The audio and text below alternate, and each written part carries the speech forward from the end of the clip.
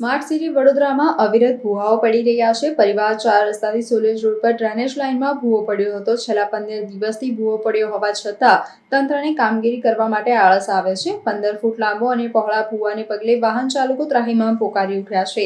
Ward number 15 કોંગ્રેસના ward પ્રમુખ મેહુલ કહારનું નિવેદન, નેશનલ હાઈવેને જોડતો રોડ હોવા છતાં ભૂવા પૂરવામાં તંત્ર આળસ દાખવી રહ્યું છે। મોટી સંખ્યામાં સોસાયટી અને હોસ્પિટલ આવેલા હોય નાગરિકોને મુશ્કેલીઓ પડી રહી છે। વહેલી તકે કામગીરી કરવા સ્થાનિક લોકો માંગ કરી રહ્યા છે।